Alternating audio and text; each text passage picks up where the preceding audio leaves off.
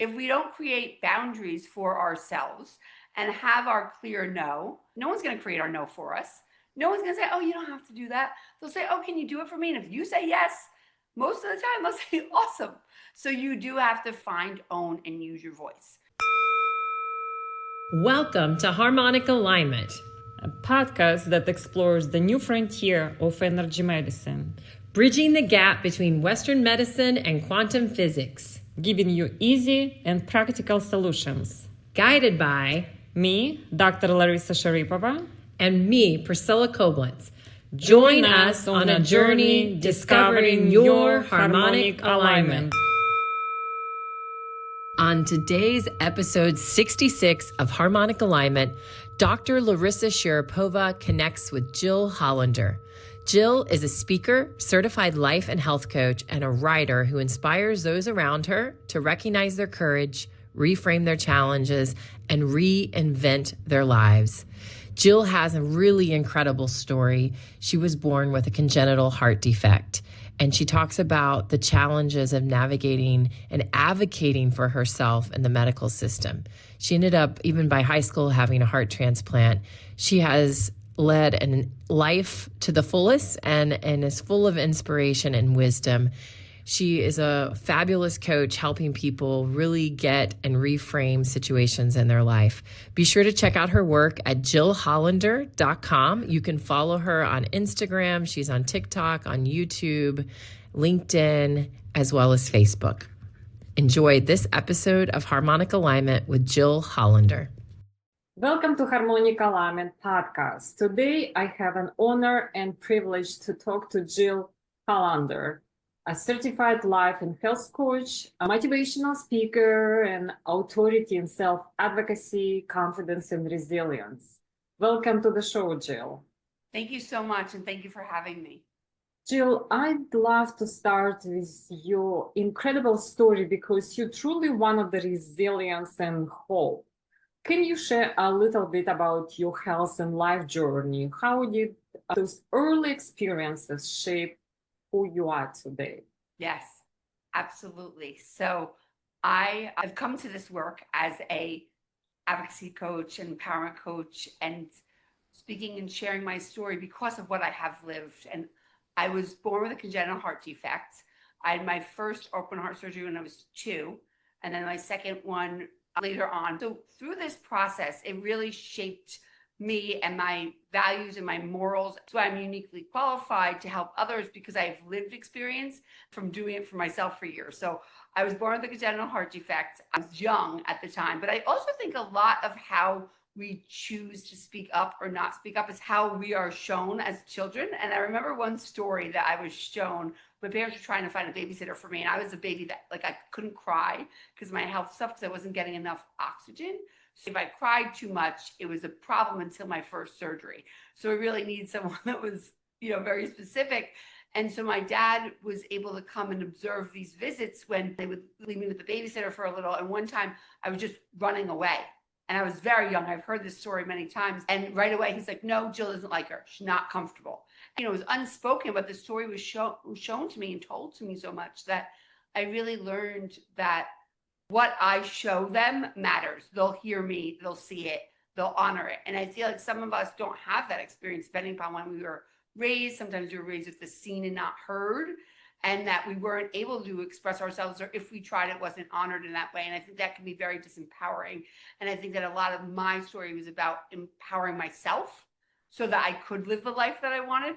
I was always a real big thinker. So I feel like I always had big ideas. And one of them was, I'm not going to be sick. Part of my process is recognizing your courage, getting to know yourself, and really having the courage to prioritize yourself. And as a young kid, I just knew I didn't want to be the sick kid. Like, one of the pillars is name it, claim it, change it. I didn't want to name myself as sick. I didn't want to name myself in that way. So I instead was going to live my life like my sister, who did not have any health challenges. She was 5 years older than me, great model.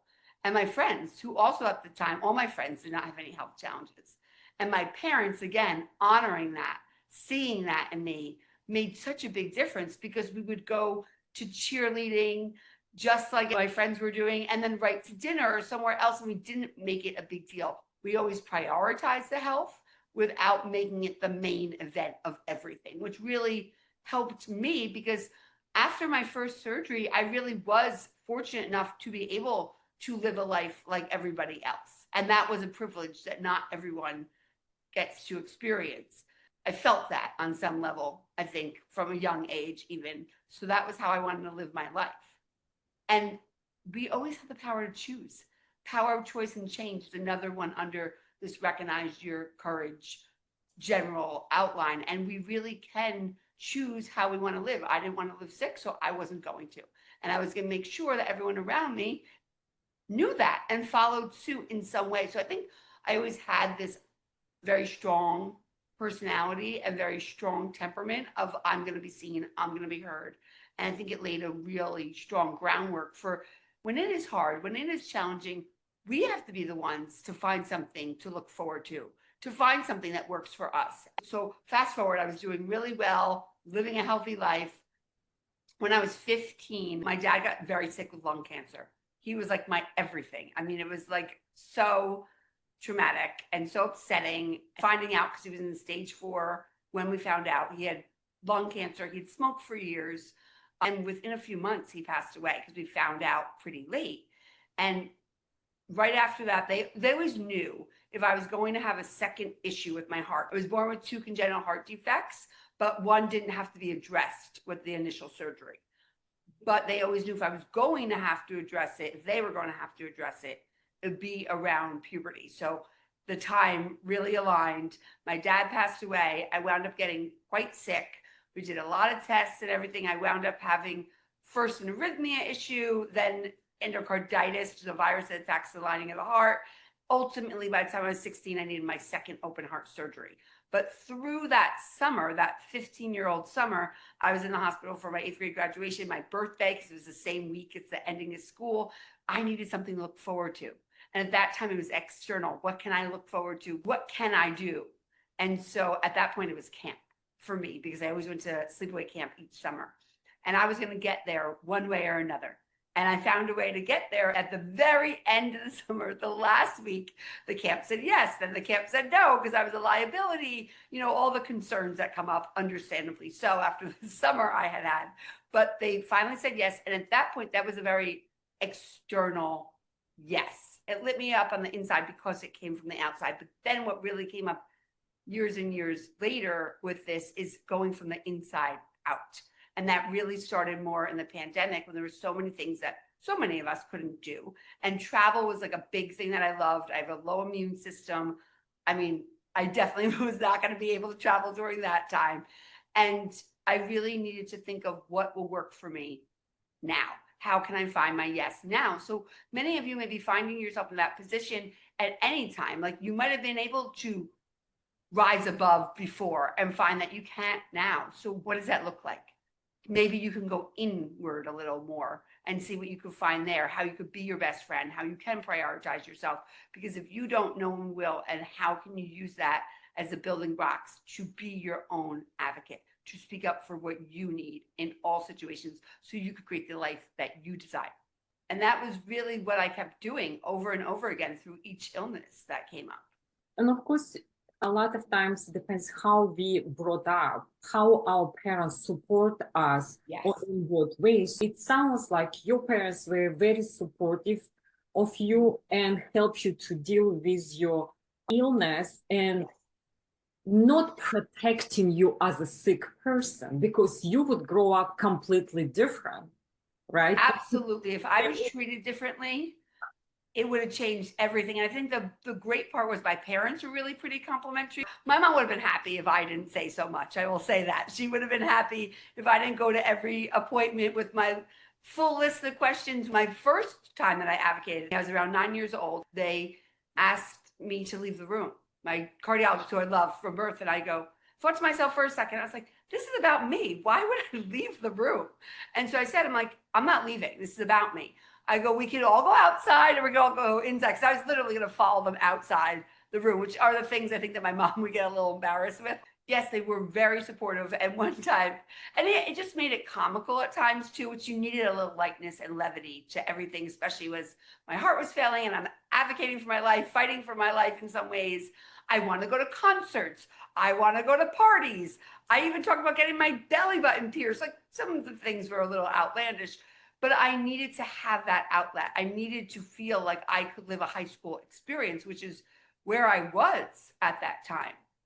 And there was a lot of no's. Don't get me wrong. There was a lot of no's. So I had to learn how to reframe it. But yeah, the support I got in both ways, because my mom didn't love all the things I did, but she stood there with me. She stood by my side. She still did it. She wouldn't be the same as like my dad. We went home. He's like, oh, that was great, Jilly, do it every time, But yes, I do think that it makes a huge difference, the type of support you get, which is why in the other big pillar of Reframe Your Challenge, is really one of the main things with Hope, Cope, and Deal is creating a support system personally and professionally. And obviously mine really started with my family and they were my core. And if they didn't support me the way I did, if they didn't prioritize my health without letting it define me, I wouldn't have been able to either. Yes, and it seems like your dad was your cheerleader. If people don't have those kind of support system or parents, or they don't have those personalities, strong personalities, maybe as you have, how they can stand up for themselves? I love this question. So like I said, I'm uniquely qualified with the self-advocacy because I have the lived experience that now I do for like 30 plus years, but I also have a master's in speech language pathology and I help clients with this in a private practice setting as well. I've had parents ask me this, and I believe everyone can learn how to become their own advocate. I work with like 11 and up, let's say. So a lot of times it's also rooted in executive functioning skills, and the two can overlap with one another and you need to work on that. So it's getting to the root, to the heart of the issue, let's say, of what it is for them. And the fact that the parents are coming to me, they already are showing that they support them. They may not have done it the exact same way. Obviously, everyone's so different, but I truly believe everyone has the ability. And I think that when you connect with someone that feels that way about you already, you're already set up with somebody to say, you've got this, I got you, let's go. And let's find where it's really coming from. Because sometimes I have to start from more of a language standpoint. Sometimes it's more executive functioning. Sometimes you go right to advocacy, but it's building blocks too. And I'm really big on like what I call micro steps, like very small movements. So it's not overwhelming. And it's also a lot of work with the parents too, because a lot of times, like, especially in the medical world, your parents want to just protect you. They want to shield you from this. I've had people say like, you shouldn't have to have done that. And maybe that's true, but for me, it was the right thing to do. And actually through my work is where I saw the difference. Because I saw with some kids, they really couldn't be in the room. It wouldn't be good for them. They were always involved and included if they wanted to be, just because that was where I come from, especially when I was first working with younger kids. But the parent would just say, I know my son, I know my daughter, I want to call you later. So it also starts with seeing how the parents advocate or don't for their kids, or how they're able to. I think everyone wants to. I think it's a matter of, have you learned this skill yet? It's not that they wouldn't do it. It's, have they learned the skill yet to be able to do it? And then how they navigate that, and how well you know yourself and your child, and how attuned you're allowing yourself to be at that time. Because some of the stuff that comes up can be hard to deal with and hard to take in. I always allow for that too, and give it time. I think time is a big thing for everyone that's listening.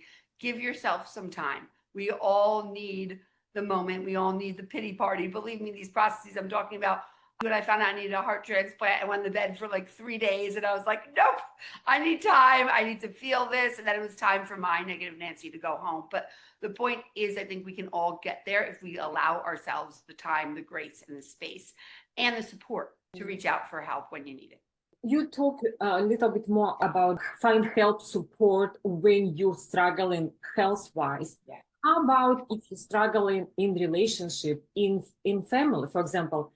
Abusive women cannot speak for themselves, so they don't advocate because they live in certain environment conditions and they don't have advocacy for themselves. So how in that situation you can help people with?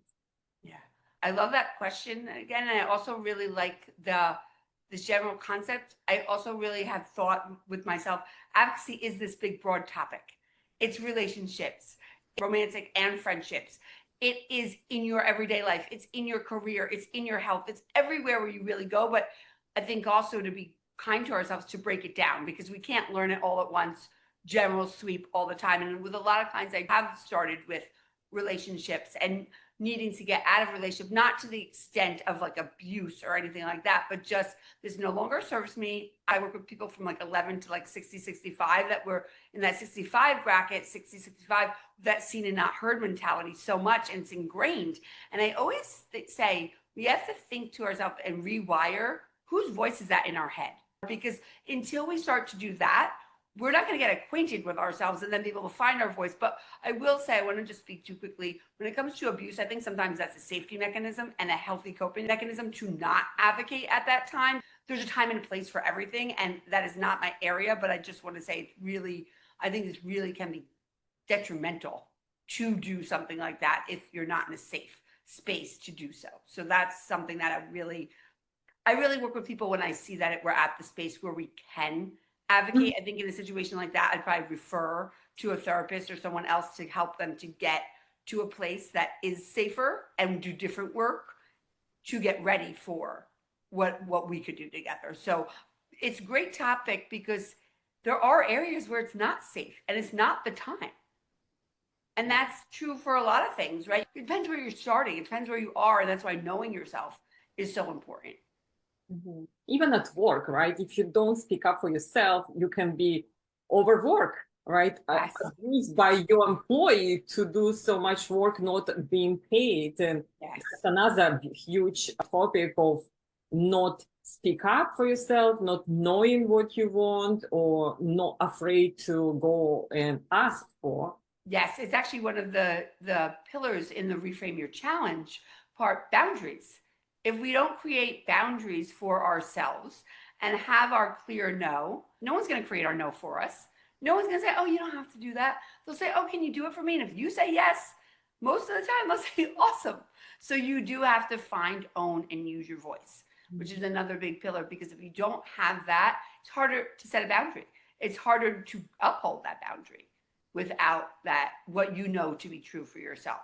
And that's where the inner dialogue, you figure out whose is that, and then you replace it if it's not yours, so that your thinking aligns with what the more authentic part of yourself, what you truly feel, so that you can speak up for yourself when the time is right, if the time is right, and have those boundaries and feel confident and keep saying no. Because what I've experienced lately, and I've done a lot of more boundary work, I wound up after transplant having issues with like a low immune system and getting different viruses, which have led to it kind of acts like a form of cancer, but we're not sure if it's actually like cancer, but I've had it going on since 2013. And with that, it really is like going back to figuring out again, what are my boundaries now? I always go back and do like a self-reflection when like big things happen again. What do I need now? Where am I now at this age, at this phase? And I feel like boundaries have come up a lot with like living from the inside out for me. And really, no, I can't do that. And that was hard for me because I'm like, have that cheerleader energy. I have that pusher energy. That's a natural energy that's not as positive as the self-advocate piece. And I feel like I've really had to work on it so much with like, I do meditation. I've changed my diet. I've tried to, even now, like I'm on steroids and I know I can talk faster. So I try to like keep it calmer, to keep my system calmer, because it really is going over for me. It was always going back again and saying, where am I at with this now? What do I need now? And that's a good thing for everyone to ask themselves, especially with boundaries and with different areas. Where am I with this now? How much more work can I do here? Or can I? And who can I be very clear with about that? And how do I keep saying the same thing where someone in different ways so someone can hear me? Mm-hmm. And be comfortable and confident doing that, because that's a hard piece too. Sounds like you have to first work on yourself and figure out who you really are and what you really want in life and relationship and anything. Exactly. And when you speaking inside out, what do you mean? Yes, I'm talking about really getting to know yourself. That's why the first one is recognize your courage. It's all about prioritizing yourself, having the courage to really look at yourself. And these pillars don't have to go in any order specifically, because they kind of wax and wane through life in all the different areas.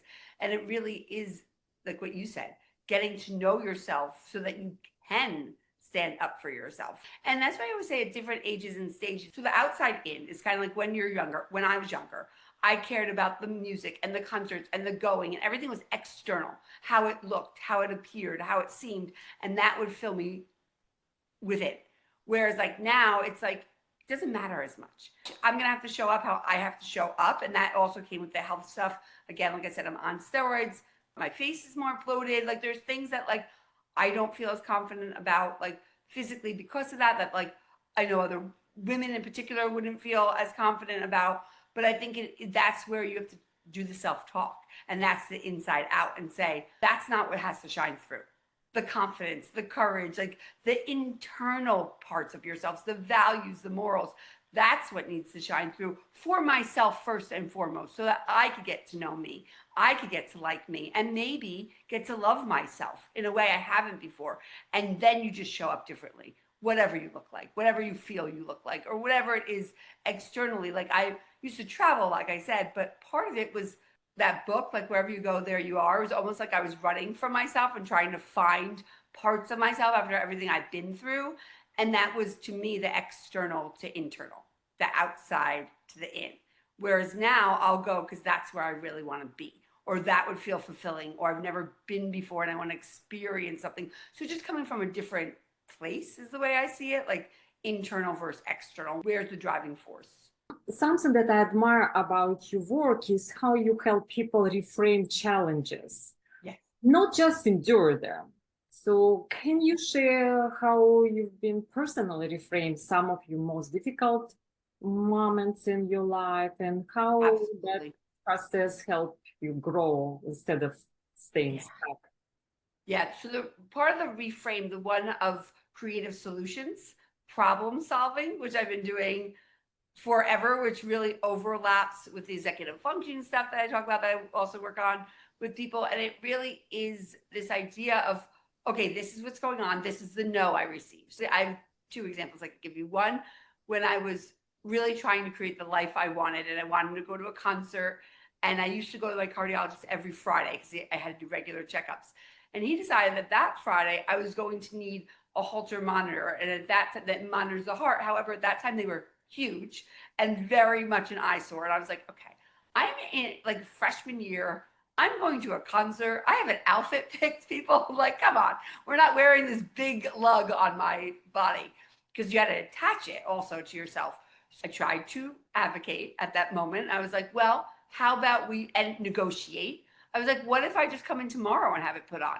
Or Monday, I'll drive back and forth. It was in the city. I live in New Jersey, but the doctor knew me very well and knew I would come back, no problem. No, you have to do it tonight, but you can go to the concert, Jill. You just have to wear this. I was like, okay, great. So I took the no, and I was like, okay, now what am I going to do? And as soon as we're in the car, I'm thinking of my outfit, how I could change it. So I'm like, I'm going to camouflage this whole thing. I'm not going. No one's going to know, because that's what I wanted at that time, to feel like I could be part of the experience, and no one else was going to be wearing a big bulky Holter monitor. So luckily, like big sweaters were in. I'm like, I got a big sweater. I had this cool purse that would fit the Holter monitor, and my little notebook where I had to keep all the track of what I was doing. And I was like, okay, now I can go. Now I feel like I'm ready to go and still feel like part of it, even though I have this on. So that was a way that I reframed it, and just sit in it. I didn't just say, oh, I'm going to wear this tight outfit and it's going to show all the bulk and everyone's going to ask me and I'm not going to want to answer because I'm at a concert trying to have a great time. So that was one. And then one was really recent, which was more like medically inclined. So you really also have to know your body. I had to get an image for my eyes, but we had to go through the emergency room. The emergency room, as we all know, can wind up being forever. So I wound up being there like overnight. And I told them, I'm going to have to leave soon. Like, this is way too much. I got the image. Let's get the results and let's go. And it really was not going at the pace that I could handle. So I was trying to move things along, and I kept asking. I have a port, which not everyone is familiar with, but instead of the person I'm working with saying he's not familiar, he was kind of ignoring me. So I kept asking him, basically. He finally heard me. You have to close it a certain way. And thankfully, I've learned my body through all these years, and I've learned the port through all these years, because I've had a experience where I did it myself, and he almost did it in a way that could have been really detrimental. And I noticed it. And I said something right away that's not sitting in it, that's reframing it in that moment. Like that was a big problem or could have been. And I said to him, I noticed you did not do this. And he's like, oh, we have to order it. One was saline and one was heparin. I was like, you have to order both again because they have to be done in the exact same timing, one after the other. I said, and I am ready to go. So I don't understand why it's not on the floor. We're in an emergency room. Like these aren't, unfamiliar. And I can be very, very direct. I mean, at times, especially when it's medical, because I feel like my life can be on the line. And so that's like an example of the health versus like the life and the different tones that I feel I need to use. And also that's something that I work on with people. Like every area doesn't need the same level of intensity, let's say. But those are two examples where I didn't just like stay in it and let it be. I reframed it. Also, this idea of feeling stuck and not feeling empowered, it's very hard for me to be in. So I think that it's something I've almost made myself not be in. I mean, there's been times where it's very hard and I have felt stuck, but from there, I need to empower myself in some way to start a process that's going to work for me. So that's kind of also where this comes from with the creative solutions, because I need to do something that doesn't keep me feeling stuck and stagnant. Great examples. Thank you for sharing. Welcome. For someone listening who feels like their obstacles are too big to overcome, what would you say in the first step of shifting from why it's happening to me to how can I grow through this experience? Yeah, there has lately been much more of that. I think that also has really brought on this inside out desire more than the other, because there isn't as much, like my energy is lower. It's different for me what I'm going through now with this eye situation that I have going on, because it's more persistent and consistent.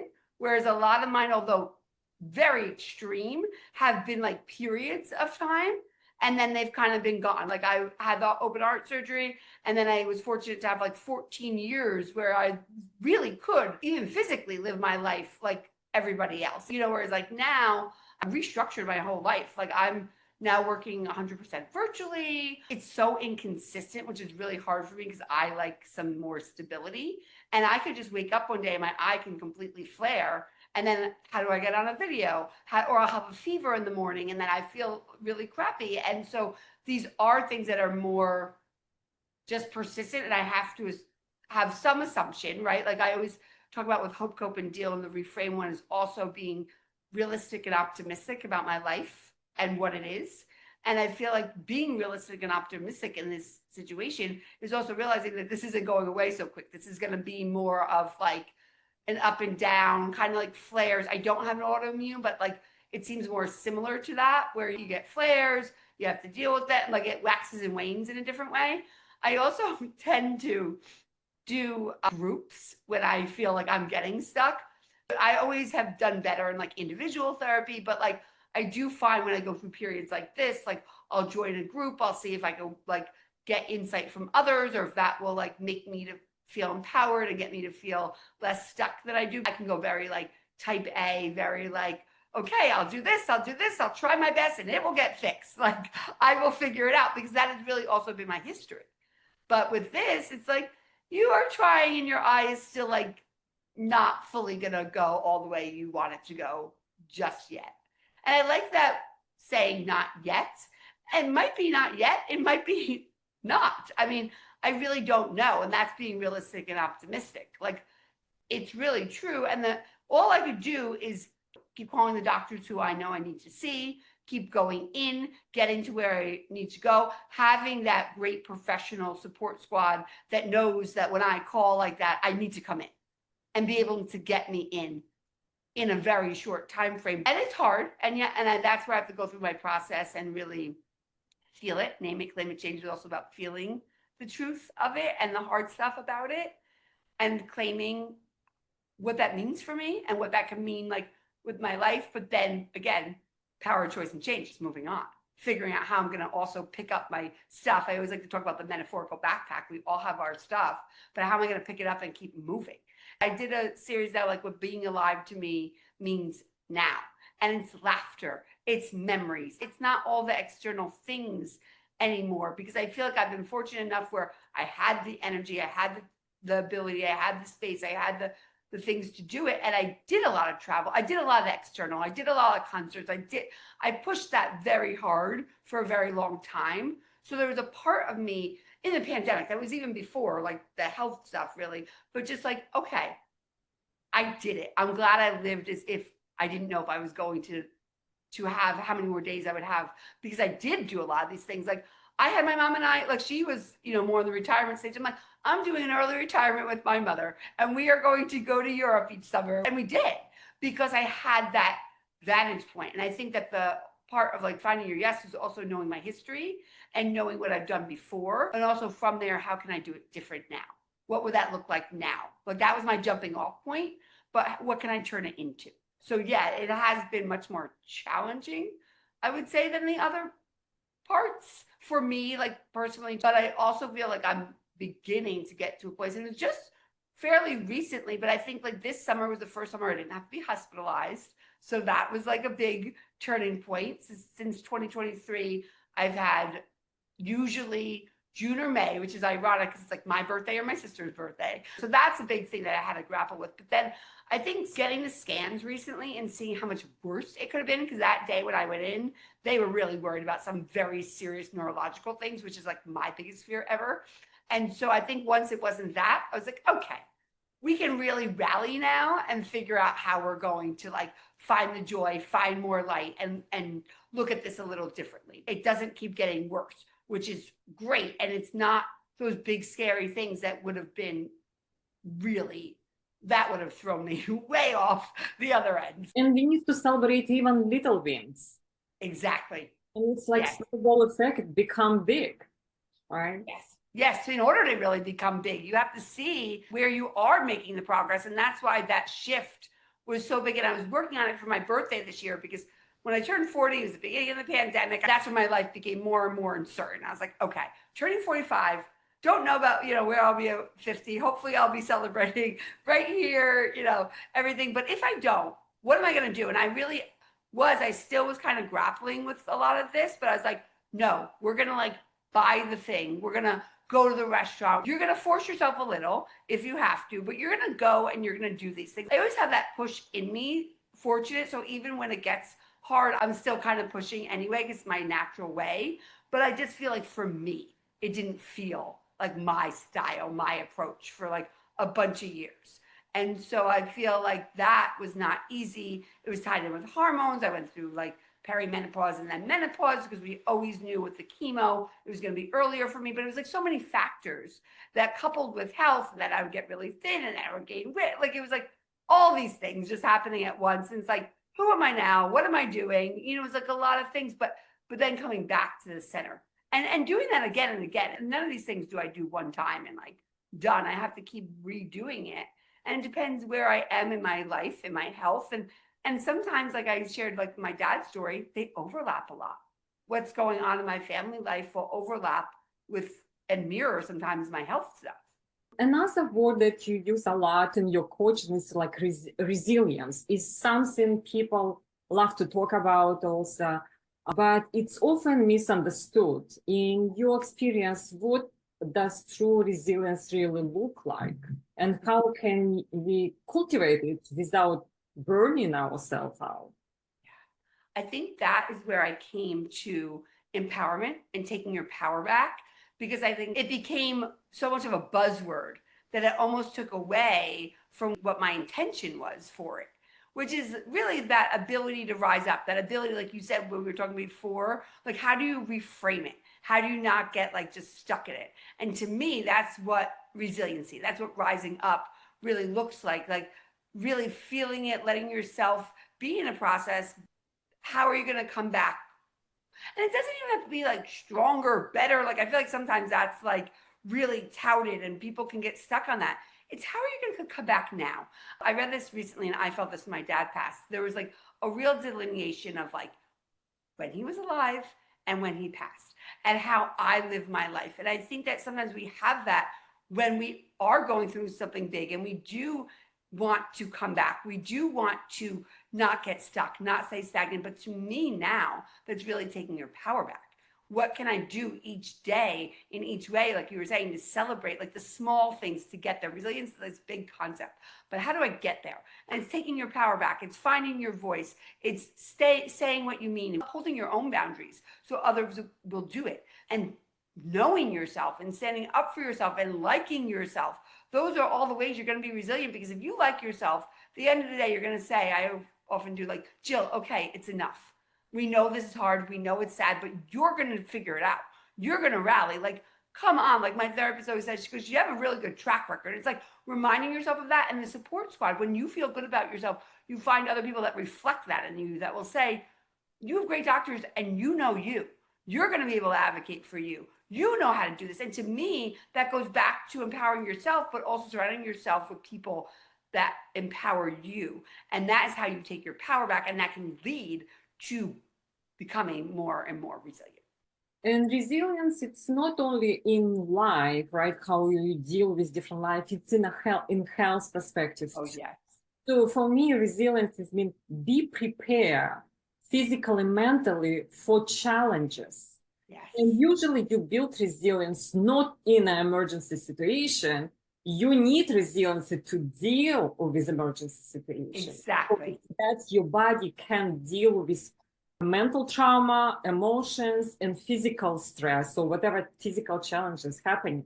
It's kind of building blocks, making like your muscles strong, making your body strong, that you can deal with different situations, whatever is in life, in health, or anything else, in relationship too. So it's like building and making your body and mentally and physically strong, and you can come back. Even if you get sick, you come back to your health much faster. So that's, yes, I consider resiliency. Yes, I had a great therapist that has helped me with some of these concepts, and like the real idea of being persistent and consistent, because the little things you do every day is what becomes the building blocks to create that strength.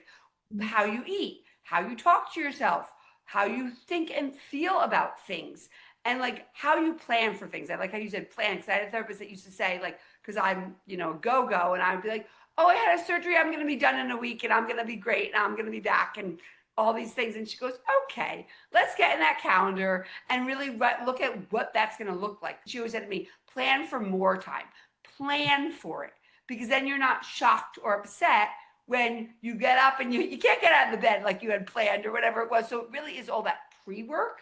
And one of the things I always talk about with advocacy is like writing down the questions. That's pre-work for your time when you go in and you meet with a doctor, because depending where you go, they can only have X amount of time sometimes.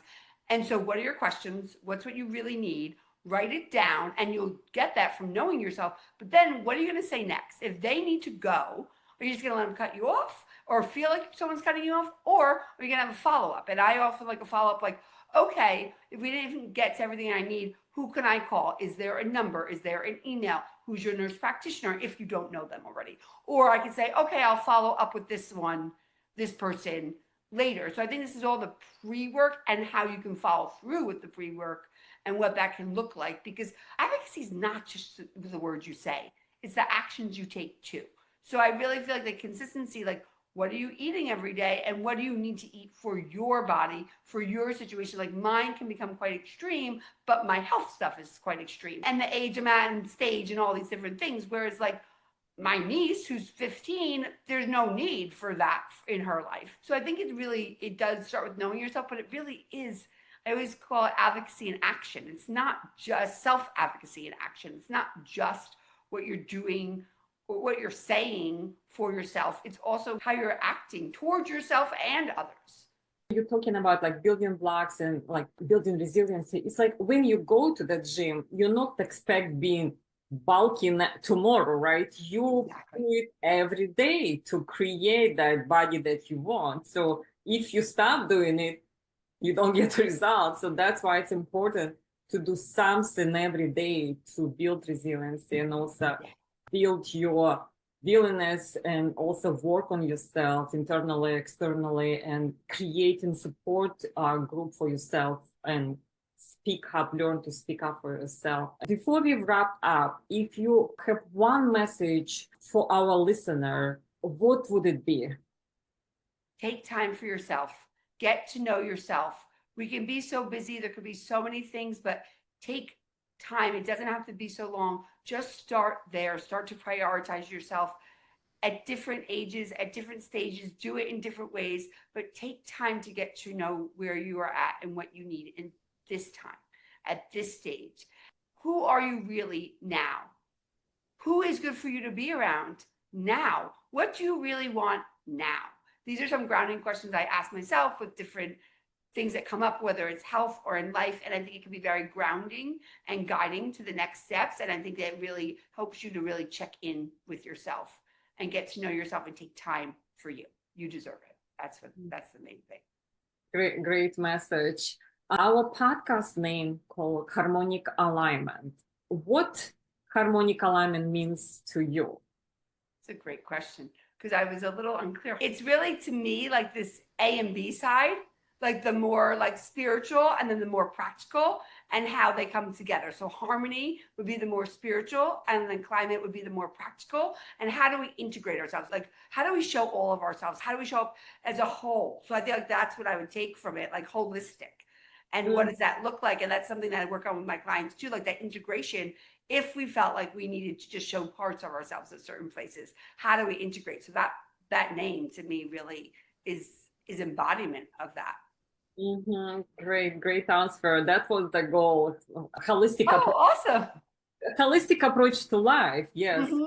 If we are in ourselves and in harmony with our internal and external world, then we become aligned. Yes. Or if we align, we become harmonious. So it's all pieces of one puzzle. Yeah, I love it. Yes. Beautiful. Okay. How people can find your work, your coaching, and where they can find you and connect with you? Yes. You can find me at my website, jillhollander.com, but also on Instagram. I post regularly. That's a great place to find me at I am Jill Hollander. And that is where I'll be sharing like evergreen kind of programs that I offer for coaching and self-advocacy, empowerment. So I will be sharing those ongoing. Please check it out. Thank you so much. And I've really enjoyed this and so spot on with so many of the questions and the insights. Thank you so much. Thank you, Jill. Thank you for your wisdom and your work. Are you ready for your Energy for Life bioenergetic nest scan? Dr. Larisa Sharapova and myself, Priscilla Koblentz, offer personal, private, 90-minute consults to get you back to optimal health and well-being. For more details, visit the show notes or check out harmonicalignment.co. We hope you enjoyed today's episode of Harmonic Alignment. If something resonated with you, we would love to hear about it. Please consider leaving us a 5-star review and subscribing so you don't miss an upcoming episode. Thank you. The information contained in this podcast is provided for informational purposes only and not intended for the purpose of diagnosing, treating, curing, or preventing any disease. Before using any products referenced on the podcast, consult with your healthcare provider. Carefully read all labels and directions. The products and information received through the podcast should not be used to replace a consultation or advice from your healthcare provider. If you suspect you have a medical problem or have any healthcare questions, please promptly call your healthcare provider. This podcast, including Dr. Larisa Sharapova and Priscilla Koblentz and the producers, are not responsible for any possible adverse effects from the use of information contained in this podcast. This podcast may contain endorsements and advertisements for products or services. Individuals on this podcast may have a direct financial benefit to the product or services referenced.